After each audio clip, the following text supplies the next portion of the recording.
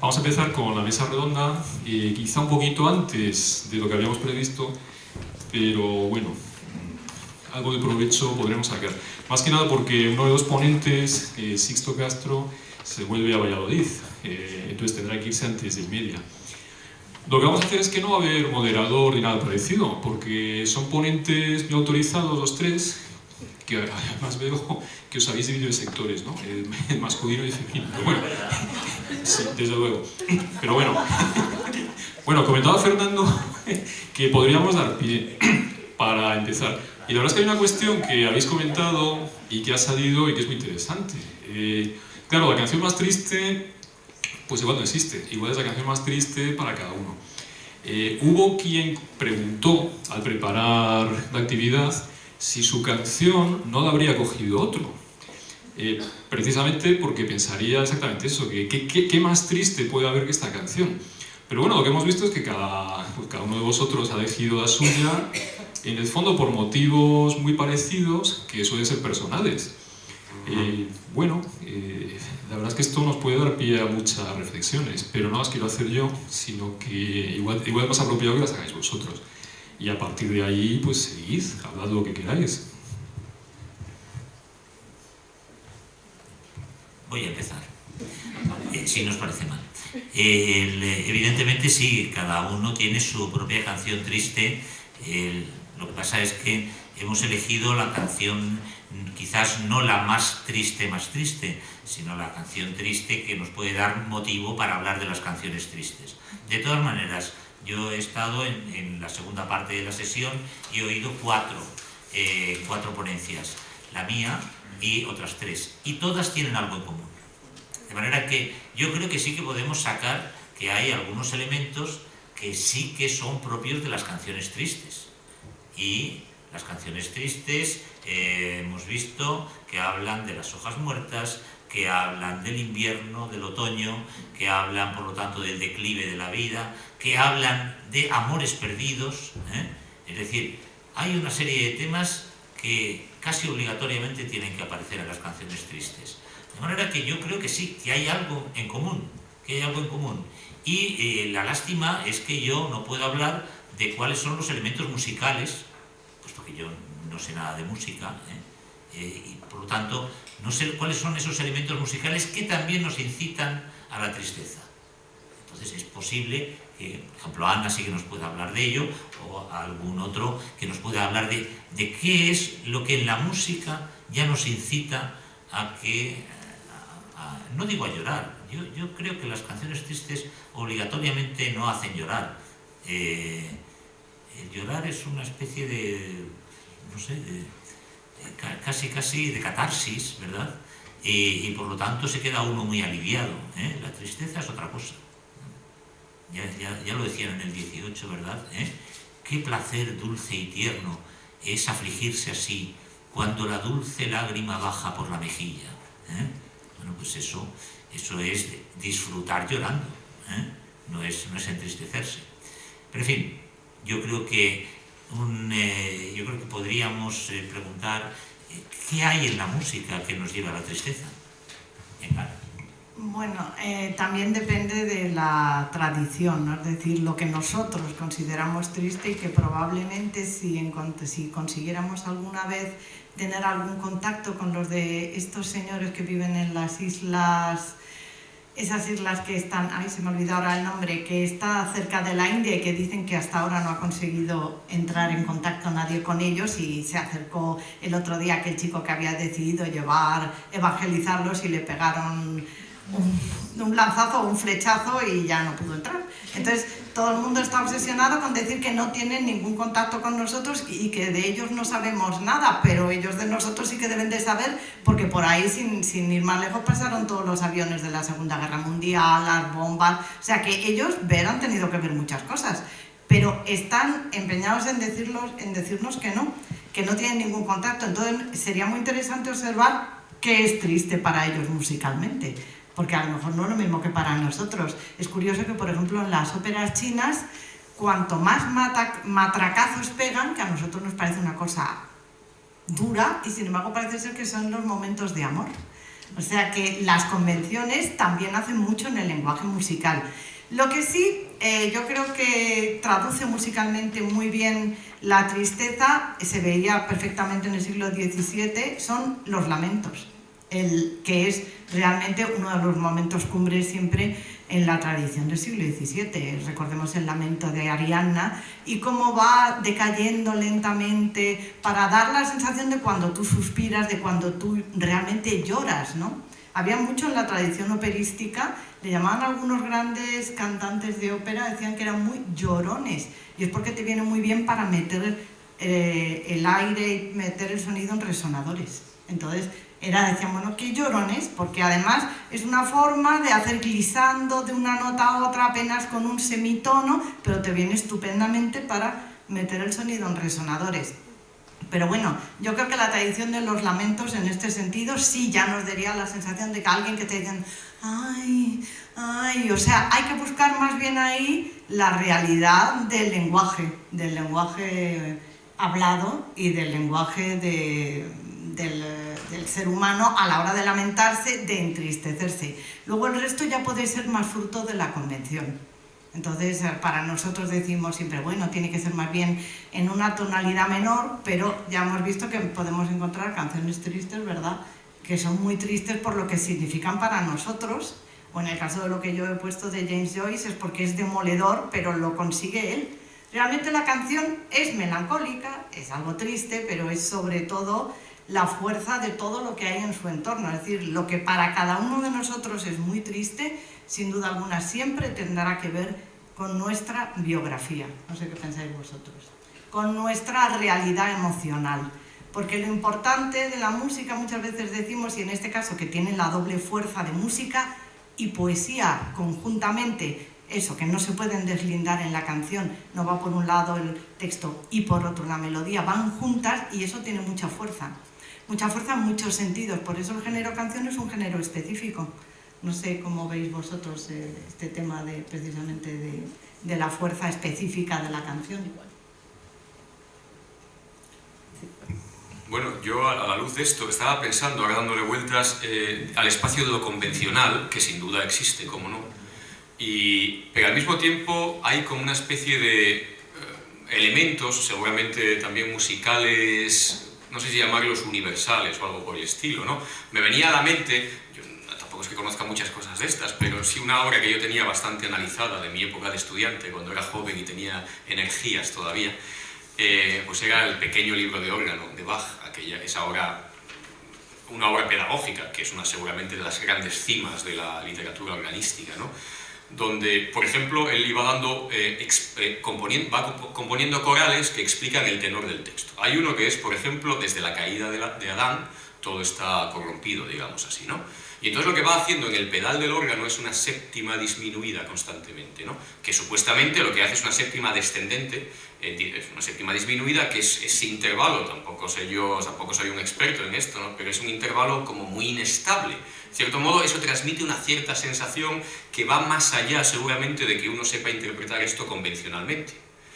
Recuerdo que en ese libro había un montón de cosas, todos los cromatismos que utiliza Bach, en alguna ocasión se han explicado en términos de, digamos, el dibujo de la serpiente, en cierto modo, que se está enrollando en torno. Bueno, hay como una serie de convenciones, pero seguramente hay algún elemento que podríamos explicar, incluso en términos, como decía yo, trataba de hacerme entender antes, en términos empáticos, de empatía.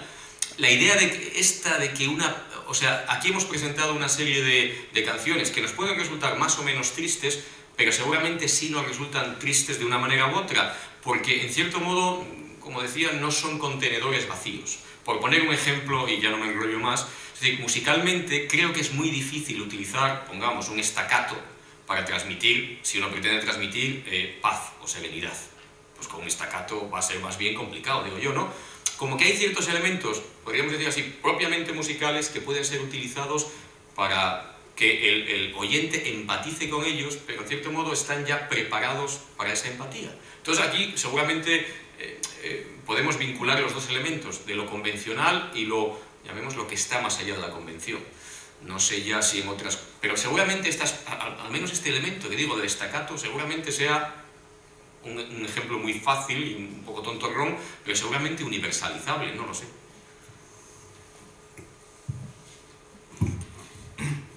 bueno, para China el estacato les parece muy amoroso, pero a nosotros, claro, esto nos sorprende, pero si esa convención ellos la tienen asimilada, pues realmente, desde luego lo que sí se puede universalizar es una persona llorando, porque es siempre el mismo sonido, yo creo que sí, pero es difícil universalizar algunas cosas, imagino que sí, por eso de ahí precisamente en los lamentos que se va bajando cromáticamente. Es cierto que todos los tipos de madrigalismos y figuralismos en la música de Bach son muy simbólicos, muy interesantes, aunque quizás no tan fácil de entender si uno no está en la clave de la convención. O sea, lo importante en este sentido es que nosotros desde el principio vamos cogiendo una serie de convenciones musicales, desde muy jóvenes, que hoy en día, por cierto, se ha universalizado mucho, las cosas como son. Por eso os decía que salvo, yo creo que los de estas islas medio célibes, pues el resto está todo el mundo muy imbricado ya en un lenguaje más generalizado, cuando en otros momentos no.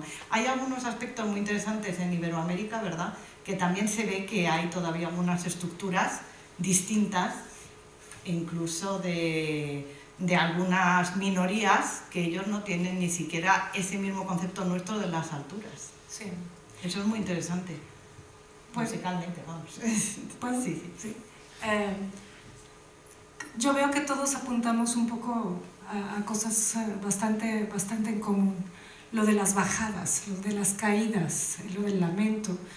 Bueno, esto estaba estudiadísimo por efectivamente toda esta gente de la retórica musical desde finales del siglo XVI, en donde efectivamente no tenía nada que ver con una cuestión de emoción, tenía que ver con un código de afectos que te creaban a partir de una serie de herramientas perfectamente estudiadas según cada uno de los compositores para persuadirte de que lo que ellos pensaban que te iban a crear, te lo creaban. Entonces, si yo quería, por ejemplo, que tú sintieras exactamente que te estabas muriendo, lo que hacía era crear un estímulo desde el exterior, como por ejemplo una disonancia de séptima menor o segunda menor, para que los espíritus animales de la sangre fueran de un sitio a otro y te crearan, se dispusieran en un órgano que, a partir del cual sintieras, yo qué sé, el dolor del despecho o la rabia, etc. Son cuestiones perfectamente estudiadas, que uno piensa, bueno, si yo no estoy en el mismo código, ¿cómo lo voy a interpretar? Bueno, lo que pasa es que en cada sitio, en cada región, se generan unos códigos más o menos iguales, ¿no? En cuanto al llanto, por ejemplo, sí es verdad que en la mayoría de Occidente llorar tiene que ver con una voz muy de pecho, muy baja, etc. Pero en ciertos otros lugares llorar tiene que ver con gritar, por ejemplo, con hacer directamente lamentos superagudos. Entonces tampoco es siempre el mismo código, solamente lo entendemos si todos participamos en un mismo código cultural. Ahora hay ciertas cosas que todo el mundo entiende, hasta en China, salvo a lo mejor en estas islas, que son los emoticonos, ¿no? Los emoticonos para todo el mundo, una carita triste es una carita triste, pero eso es por una cuestión cultural, económica, convencional, ¿no? La cuestión de la canción más triste, ¿no? Lo del más, como decía Sisto, por allá.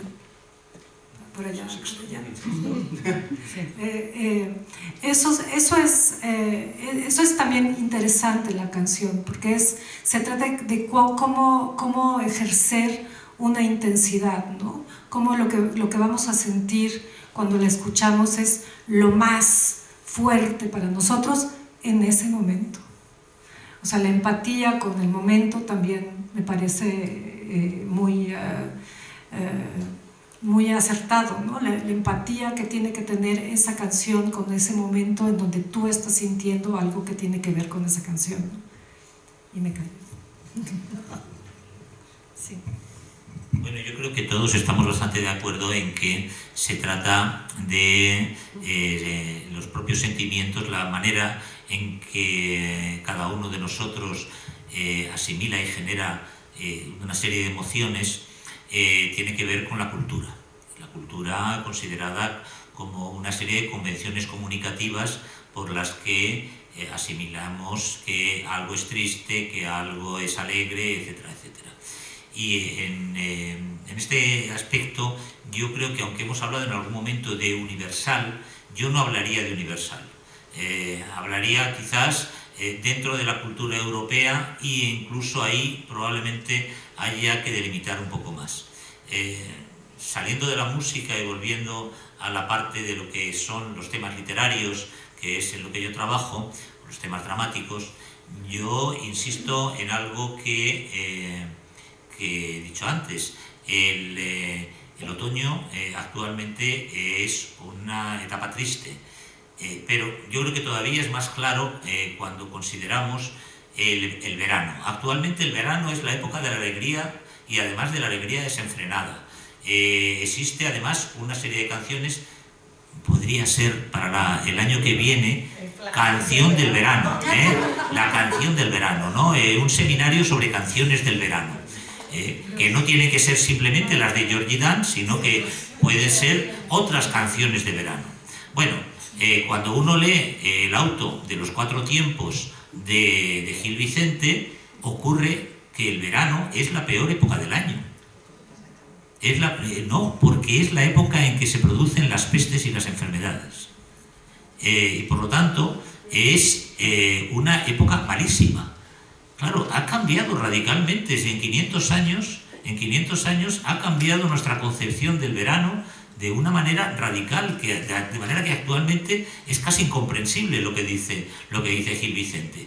Claro, si a Gil Vicente le fuéramos a decir qué contentos estamos de que llegue el verano, nos vamos a la playa, bueno, probablemente le empezarían a entrar sudores fríos, y pensaría que el mundo degenera de una manera espantosa, porque una época tan horrorosa como el verano, pues ha pasado a ser el tiempo de la alegría por excelencia. De manera que, bueno, sí, yo creo que hay que acotar, pero hay lo mismo que se habla en historia de longitudes largas, ¿no? Es decir, hay elementos que a lo largo de mucho tiempo dentro de una cultura, vamos a hablar solamente de la cultura europea sin meternos a las islas Célibes, ¿verdad? Que pues simplemente dentro de la cultura europea sí que es posible rastrear toda una serie de elementos que se mantienen a lo largo de mucho tiempo. Siempre, bueno, hasta que desaparecen, pero que se mantienen. Entonces ahí sí que podríamos hablar, si no de universalidad, por lo menos de generalidad, de elementos de larga duración, etc. Otra canción que de algún modo resulta una visión negativa del verano, me recuerda mucho ese momento inicial de Porgy and Bess, Summertime. Es decir, ahí se supone que, claro, algo diferente es la visión estacional del verano, el sol, esa supuesta apelación a que no va a pasar nada, que todo está bien, que todo es estupendo, pero en el fondo lo que está recogiendo es toda la precariedad de la vida al lado del río, la tristeza, ¿no? A mí me ha gustado mucho cómo, pues esa idea, ¿no? sobre la que ha incidido mucho Sixto, de que una cosa es la canción más triste en términos absolutos, otra cosa es la canción más triste porque es aquella que te pone triste a ti, ¿eh? Es decir, a la hora de afrontar este reto, ¿no? de buscar una canción triste, pues se me ocurrió una enormemente triste, que es de Serrat, que se llama Romanza de Curro el Palmo, en la cual pues lo que hay es un enano que se enamora de la chica del guardarropa y que está manifestando constantemente la enorme impotencia ante esa situación, la posguerra, etcétera, etcétera, ¿no? Pero cómo detrás de estas elecciones que se han hecho aquí siempre hay algo que no es casual y algo que tiene que ver o que engancha con la propia biografía. Y en cuanto a la canción de Los Muertos, ¿no? Aunque a mí siempre me ha fascinado esa canción, y no solamente en la película de John Huston, sino también en esa que se llama Nora, que se dedica a la vida de Nora Barnacle. Curiosamente, a mí la idea central de esa canción no sería tanto la diferencia social cuanto la diferencia de entrega, ¿no? Es decir, no es tanto el hecho de que un anillo sea de cobre y el otro sea de oro, sino que la entrega que hace uno con respecto a la que hace el otro es muy diferente, y eso es lo que está detrás de la mente de Greta, la mente de Nora, a la hora de acordarse de alguien que dio su vida, ¿no?, por cantarle en la ventana mientras subía. Yo ahí, pero un momento, veo que hablan dos personas en la canción, me da la sensación, y de que no siempre utilizan el mismo texto, porque, y esto sí tiene que ver mucho con la lírica popular. La lírica popular cambia mucho realmente porque, como he dicho antes, utiliza los textos que vienen bien en la melodía que tú tienes. Yo lo veo mucho en flamenco, que es lo que yo conozco más. Según venga bien, a veces cambia un poco el texto. Entonces, por eso a veces, como está hecho como por estratos, te da la sensación de que hay más de una persona. A mí lo que me da la sensación es que hay más de una persona hablando. Y entonces, que hay una quería, la otra no quería, hay algún tipo de impedimento, y realmente Greta lo que le dice a él es que ha guardado siempre esa tristeza, pero no explica mucho si él, que no podía casarse con ella por alguna causa. Que eso sí más o menos se entrevé, porque él era muy joven. Muy propio. Sí, muy propio. Entonces, lo importante, me da la sensación para todos, incluido para Joyce, es cómo has guardado todo este tiempo eso. Yo no te conozco. Eso es lo más demoledor. O sea, yo no te conozco. En el fondo, no nos conocemos. Ni siquiera nadie conoce a nadie. O sea, nadie conoce a nadie. Es lo demoledor. Es decir, por eso piensa que van a morir los demás. Pero lo que me resultó interesante es que es una canción que desencadena. O sea, ese poder emotivo de la canción que te habla directamente al corazón sin pasar nunca por la razón. Y esa es la fuerza que debió de entender Joyce claramente. Por eso él sí lloraba cuando cantaba la canción. Y es cierto que en ese sentido, pues casi más que el mensaje de la canción, es lo que ella evoca, ¿no?, lo que desencadena. Y está muy bien que Laura hiciera una visión de una canción que no fuera autocompasiva, como todas las que hemos aquí planteado. Bueno, yo quería solamente matizar lo que has dicho de que Miguel, lo que has dicho de que no se trata tanto la diferencia de anillos como la diferencia de entrega. Bueno, es que los anillos son un símbolo, que ese sí que es un símbolo duradero, ese sí que es un símbolo que en la poesía popular aparece constantemente, ¿no? La diferencia de entrega es evidentemente la diferencia del símbolo de la entrega, que es el anillo. O sea que eso se expresa así, ¿no? La diferencia de la relación entre los dos enamorados se expresa mediante un objeto. Entonces, bueno, pues el objeto no puede ser más significativo, aparece siempre el anillo. Pues, sí, nada, a mí me gustaría pues contribuir desde mis pensamientos como lingüista. O sea, yo pues, sigo volviendo a la palabra, ¿no? Y creo que también pues, son reflexiones muy parecidas, en el sentido de que nosotros decimos, o sea, que el significado realmente no está dentro de las palabras, que siempre hablamos del lenguaje como si estuviera ahí todo guardado, y no, depende de lo que hacemos con ello, ¿no?, en muchos contextos. Entonces creo que es muy parecido a lo que estáis diciendo de la música, y eso se aplica sobre todo a las emociones. Y cómo surgen estas emociones es siempre en un contexto, que puede ser un contexto personal, pero también hay muchos tipos de contextos. Estábamos hablando en la cafetería antes en el intervalo, como una misma canción puede cambiar tanto, ¿no? De la que estaba hablando yo antes, que primero pues veíamos solo la letra y surge una serie de emociones y luego pasamos al vídeo, pero claro, podía haber pedido a los estudiantes que escucharan la canción sin ver el vídeo, porque directamente el medio de la actuación en directo ya lleva a emociones totalmente diferentes, ¿no? Y quizá hemos pasado por alto lo que es escuchar la música de esa canción. Posiblemente habría evocado algunas emociones diferentes, del mismo modo que había unas que estaban asociadas a la palabra y otras que estaban asociadas a vivir ese momento, ¿no? Entonces, pues que mucho, mi conclusión un poco es también que mucho depende del contexto en el que utilizamos tanto la palabra como en el que experimentamos la música y que nos evoca en nuestro contexto personal y cultural. Estoy totalmente de acuerdo con lo que habéis dicho. Yo brevemente, nada, una palabra más voy a decir porque me tengo que ir ahora, vuelvo para Valladolid.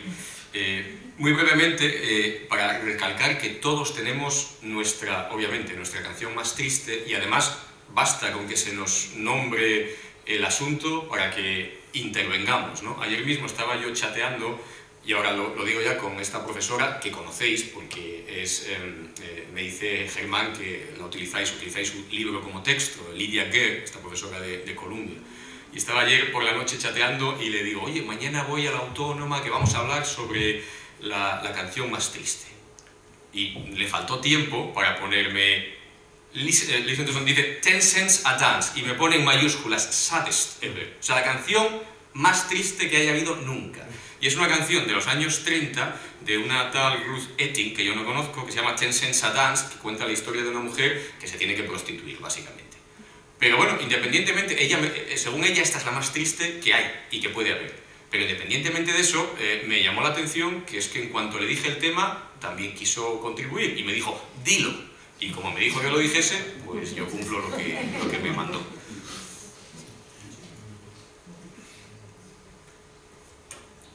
Bueno, yo creo que vamos a llegar a la conclusión, y habréis llegado todos, de que no existe la canción más triste en absoluto, ¿eh? Y estamos hablando aquí además de la posibilidad de que la expresión de los sentimientos y de las emociones no sea igual en distintos lugares, en distintos tiempos. Pero en todo caso yo sí quiero insistir en algo, y es que existen estrategias para provocar tristeza. Cuando alguien crea una canción, cuando alguien crea una música o cualquiera, o escribe un poema, ya sabe si quiere provocar tristeza o quiere provocar la risa. Y hay estrategias para ello. De manera que todas las canciones que hemos analizado algo tienen en común, y ese algo común son las estrategias que ha utilizado el autor para provocarnos esa tristeza. Probablemente hay músicas que son apropiadas, no diré las más apropiadas, pero por lo menos que son apropiadas. Hay palabras que son apropiadas para provocar tristeza, hay temas que son apropiados para provocar tristeza. El autor lo que tiene que hacer es combinarlos y sacar algo, pero que vaya directamente a provocarnos la tristeza. O sea que una cosa que sería interesante, creo que para todos los alumnos, sería intentar encontrar cuáles son esos elementos por los que subrepticiamente, de una manera un poco canalla, el autor, el cantante, está queriendo provocarnos tristeza.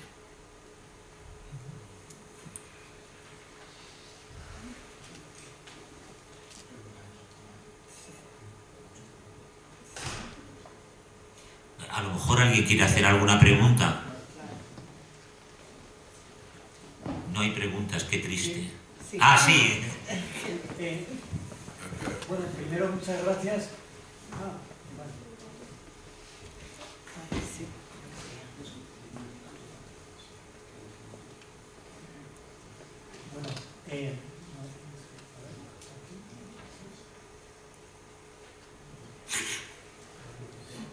Bueno,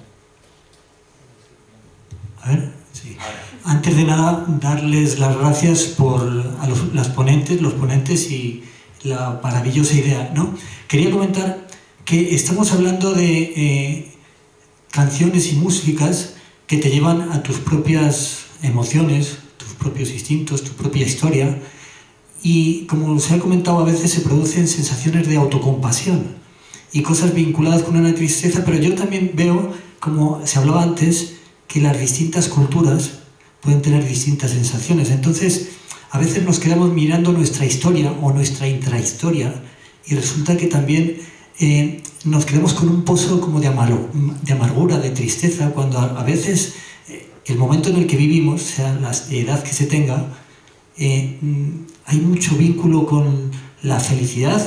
Quiero decir que esa melancolía de la que estamos hablando, en otras culturas no sería tal melancolía, sería un momento de exaltación. Entonces, a veces esta forma de pensar, digamos que occidental, donde el tiempo pasado es lo mejor, no suele coincidir con otras culturas donde el instante, el vivir el momento presente de forma absolutamente pleno, te puede dar unos vínculos también tristes y melancólicos porque captas la naturaleza, captas su tempo. Entonces, nada más eso. Muchas gracias. Yo me estaba acordando de la saudade, ¿no? Que es una forma de saudade en que no es necesariamente negativa, ¿no? Tiene esa cualidad que estás diciendo de algún modo, ¿no? De un estado de ánimo que es agradable de algún modo, ¿no? O que es positivo, ¿no? Pero si no es, yo creo que es bastante variable culturalmente, desde luego. Sí, porque en cierta manera es, digamos, la saudade, que se podría recordar un poco como con una especie de nostalgia. Sería como nostalgia la saudade, una especie de nostalgia, nunca la nostalgia necesariamente es triste, ¿no? Lo que sí es cierto es que ya en otras culturas totalmente separadas de la nuestra, quizás en la India, por ejemplo, el concepto es totalmente distinto, porque no hay una mayor aceptación del ciclo de la vida. Eso es lo que realmente ocurre. Y aquí parece que hay una cierta, no negación, pero un cierto mayor miedo a lo mejor a la muerte, porque finalmente de todo lo que vamos a caer es lo mismo, ¿no? Es decir, es el final de la vida. Y en otras culturas quizás, no sé cómo lo veis, se acepta con mayor naturalidad. Pero vamos, las emociones primarias son iguales probablemente en todas partes. Sobre todo cuando la muerte está al lado de ti todo el tiempo. Yo creo que la aceptación, digamos, de la muerte como parte constitutiva de la vida y mirarla con, no con demasiada tristeza, a veces con sorpresa y a veces simplemente como compañera directa, tiene mucho que ver con el momento actual que se vive, ¿no? En México, por ejemplo, no es que no te dé tristeza, pero se ve como algo bastante natural, igual que como se veía aquí en el siglo XIV, por ejemplo, ¿no? Es decir, que tiene que ver con cuántos muertitos hay al lado tuyo todo el tiempo, ¿no?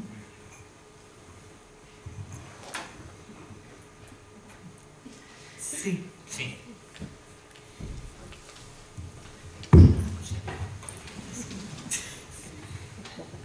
Bueno, pues yo también quiero dar las gracias a todos por las ponencias, me ha encantado la idea, me lo he pasado genial. Y bueno, yo quería comentaros una cosa. Estoy súper de acuerdo en que efectivamente en la música, en las canciones, tanto las letras hay como las hojas muertas, el otoño, hay muchos elementos que te llevan a la tristeza. En la música efectivamente también los descensos cromáticos como el Preludio 4 de Chopin o cualquier otra, efectivamente todo eso, la tristeza, como decíamos, pues medio universal, o sea, medio un poco convencional a todos. Pero yo quería decir también que a la hora de decir qué canción triste es para cada uno de nosotros, también incluso sería aconsejable pensar en el valor, en el poder que tiene la música de evocación, o sea, en el valor de evocar la música en algún momento triste. Yo, por ejemplo, pienso que para mí una canción puede ser absolutamente cero triste, yo qué sé, una canción de los Tres Sudamericanos y que yo me ponga súper triste pues porque la oía mi madre y mi madre ya no está, por ejemplo. O sea, que creo que también influye a nivel personal que pueda ser una canción muy triste para mí y para ti no lo sea, porque simplemente a mí me puede recordar un momento que pasé pues no sé, un desamor, y en ese momento oías una canción concreta, o porque se te recuerde a tu padre o a tu madre, y eso creo que también es un elemento a tener en cuenta a la hora de que cada uno de nosotros podamos. Esta es una canción muy triste para mí, y a lo mejor no tiene todos los elementos para ser una canción triste, pero puede ser que lo sea para mí específicamente.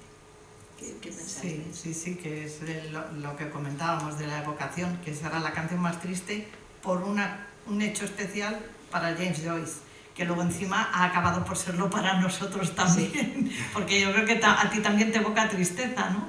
Pues, y es por la reflexión posterior de eso, sí que ya el rizo, ¿no? No es por algo que me haya pasado a mí, que no me pasó, ni siquiera le pasó a Houston, ni le pasó al propio James Joyce. Él ha recogido una evocación triste y ha ido cambiándola, por eso me parecía tan curioso, ¿no? Ya nos ponemos triste en tercera generación, en caso de que sea posible así. Luego también cuando me comentasteis la idea de hacer este encuentro, que realmente es una idea muy curiosa, y me acordé de por qué tradujeron mal en España el nombre, bueno, tradujeron en España el nombre de aquella famosísima serie de policías, ¿os acordáis? Sí. Canción triste de Hill Street. Hill Street Blues. Claro, y aquí no la canción triste, y claro, tú siempre estabas pensando, yo qué sé, que iban a estar todo el día llorando, y no, realmente era el blues de Hill Street. Porque claro, blues tiene esa connotación, es verdad, pero traducirlo es difícil. No, pero es que además blues es como los maderos, los maderos de Hill Street, blues los azules. Son claro, los maderos de Hill Street. Entonces me decía, pero ¿y esto? Es un juego de palabras intraducible. Claro, y es un juego de palabras intraducible. O dices blues, o no, claro, canción triste, o dices claro, los maderos de Hill Street. ¿Cómo vas a decir los maderos? No se puede. Bueno, y es que además yo no sé si en aquella época... No, serían los pitufos. Serían los pitufos de Hill Street. No, pero los pitufos no, ¿por qué? Porque eran azules ya. Pero es que a los policías azules aquí se les llaman los pitufos. Ah, no, pero a los grises eran grises y luego fueron los maderos. Y luego maderos, pero sí, sería, en realidad sería eso, los maderos.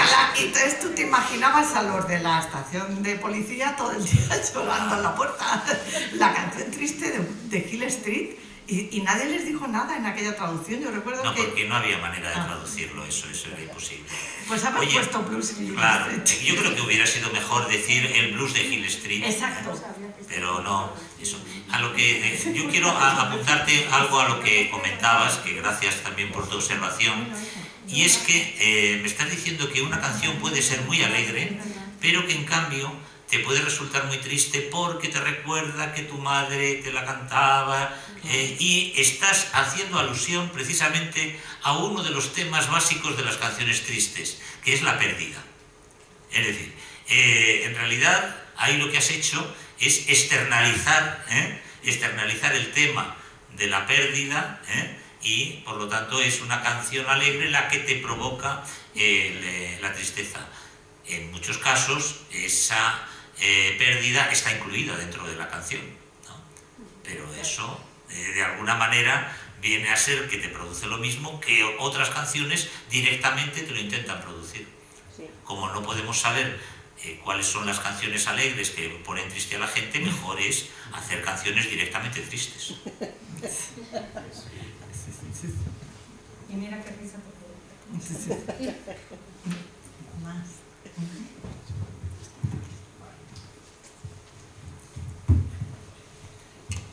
Hola, buenas. O sea, yo tengo como dos preguntas. La primera es si las canciones que habéis escogido fueron vuestra primera opción, y la segunda es ¿qué os transmite las canciones que habéis escogido a vosotros personalmente?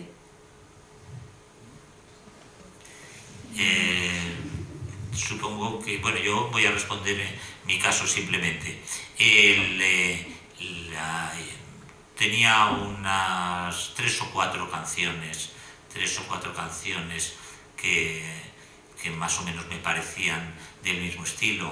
Las hojas muertas, la canción que he escogido, y un par de Serrat. y después terminé escogiendo esta. ¿Qué me provoca? Pues tristeza. Está claro. Si no, no la habría escogido. No sé. A ver, sí, pero lo que yo quería decir sobre todo... Gracias.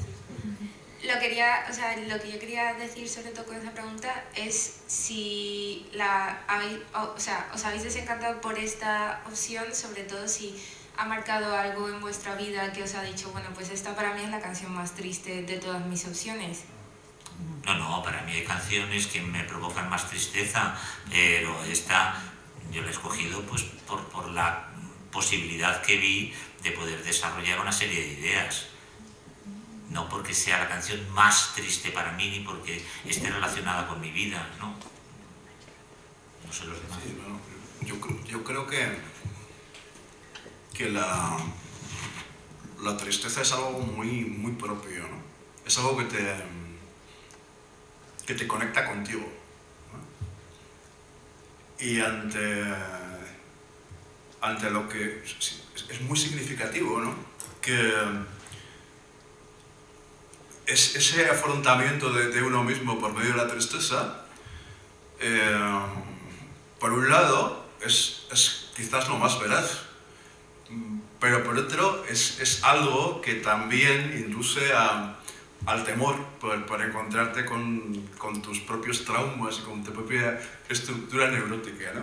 Y algo muy significativo dentro de casi todas las canciones que han estado aquí presentes es que se utiliza en muchos casos el referirse o bien a una tercera persona o bien a un amigo al que le transmites esos consejos, cuando en el fondo lo que en buena medida se está haciendo es proyectar, ¿no? tu propia concepción vital a partir de tu propia tristeza, ¿no? Bueno, pues yo en mi caso la verdad es que ha sido un poco por casualidad y me gusta mucho experimentar, es decir, no había escogido necesariamente la canción porque fuera la más triste, no es la más triste para mí, pero sí me gustan los challenges, entonces digo, bueno, voy a ver por qué es triste, ¿no? Y creo que la letra es triste, evoca la muerte, no habla, como dije antes, no habla directamente de las emociones, pero las evocaciones son profundas, dolorosas y sí que está presente la tristeza y otras emociones asociadas. Y también coincido que es verdad que pues, con lo que dijeron los que han respondido al cuestionario, que la música no transmite en la misma medida esa tristeza, y coincido en que en la música, como decía uno de los estudiantes, te eleva y te lleva más allá a otras emociones más positivas. Entonces yo coincido totalmente con ellos, pero más por la vía, digamos, experimental de llegar a eso, ¿no? Que también me ha encantado, porque como ha dicho Miguel, yo también podría haber traído canciones mucho más tristes, la verdad, pero sí son como más personales posiblemente. O sea que me ha gustado mucho este experimento así, de descubrir la tristeza. Pues en mi caso fue las primeras dos canciones que me vinieron a la mente, y a partir de esas dos primeras canciones fui recordando y imaginando canciones cada vez peores.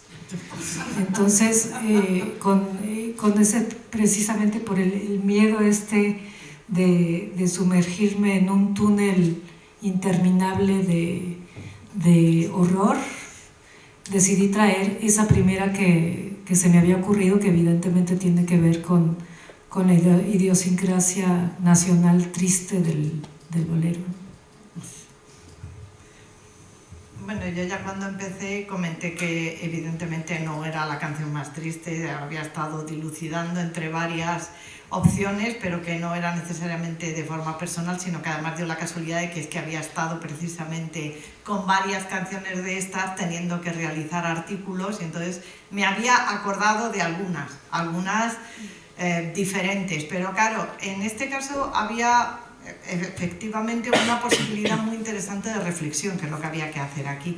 Es cierto que la tristeza es algo muy personal. Es muy importante dos cosas que yo creo que en nuestra cultura está dándose cada vez más. Lo primero es que la tristeza es verdad que nos coloca ante o nos retrotrae ante nuestras emociones en una cultura que cada vez es más banal. Nuestra cultura se está convirtiendo el arte en algo, el 90% de las veces, muy banal, casi de mero distracción o de mero comercio, pero que no te lleva directamente a las emociones, a aquello que tú sientes y a aquello que el ser humano siente como primordial. Por un lado, esa banalidad. Y luego, por otro lado, que también, en este caso, la tristeza venía, como habláis, de la pérdida, pero también de algo que a veces puede ser todavía más demoledor para nosotros, que es el vacío. La sensación del vacío, de no encontrar un sentido, ¿no? Y en este caso, en buena parte, el personaje le pasa eso, ¿no? Por eso, y he hecho la comparación entre James Joyce y Rulfo, porque yo he tenido que estar trabajando mucho Rulfo al haber hecho este documental sonoro hace poco, y me encuentro con personas que reflexionan mucho y consiguen un arte muy quintaesenciado, ¿no?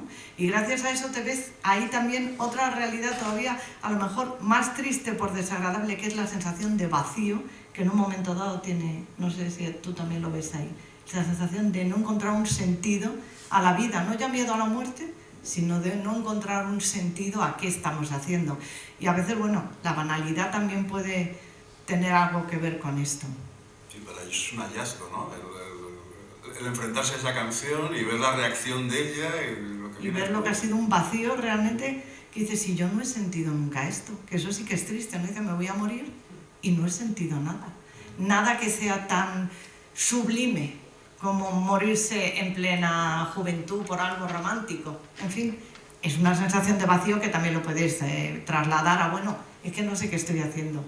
Al fin y al cabo es acceder a la realidad, a la lucidez de la vida, ¿no? Sí. Que nadie conoce a nadie y que realmente ese desconocimiento, cuando realmente te importa, es con alguien con quien has estado compartiendo la vida. Claro. Las palabras de Ana me han hecho recordar que una de las canciones que deseché, pero que hubiera estado muy bien, es Los ejes de mi carreta, de Atahualpa Yupanqui, que es tristísima. Sí, en general. La distancia sí. de Atahualpa. Las canciones de la distancia. Sí, porque es también muy reflexivo en todo en ese mundo de reflexión, un poco del lamento indio, en este caso, de esa idea un poco de... Aunque a nosotros nos resulta llamativo a veces porque encontramos esa otra cultura y no encontramos mucho quizás la misma forma de expresar las emociones que nosotros. Y por eso muchas veces dicen, bueno, es que son como tristes, y no es que son más impávidos que nosotros en su manera de expresar las emociones, que eso es muy interesante. Sí. Claro, te decían, no es que son tristes, no, es que las expresan de otra manera. Como los blues y los gospel, toda la música, ¿no?, que surge de la tradición Black American, ¿no?, que están las canciones hechas para llorar sobre una serie de cosas, ¿no? Pero, sí.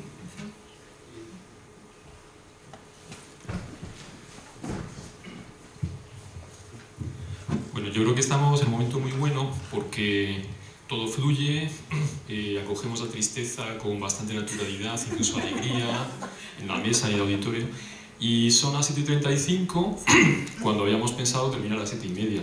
De modo que yo creo que estamos en el punto álgido, que es el mejor momento para despedir la sesión. No sin antes hacer una referencia a los maravillosos ponentes que hemos tenido, que todos ellos han venido gratis el amore, por aquí nadie cobra. Fernando Castro se ha alargado porque tenía un acto en Madrid, pero venía de Valencia, de otro, o sea que hemos cogido al vuelo. Y Sixto Castro ha venido de Valladolid, tenía clase por la mañana, se ha vuelto ahora mismo porque tiene clase mañana y mañana vuelve a Madrid. De modo que bueno, al margen de la tristeza, la verdad es que ha habido momentos muy interesantes. Bueno, cada uno ha tenido un discurso muy diferente, propio.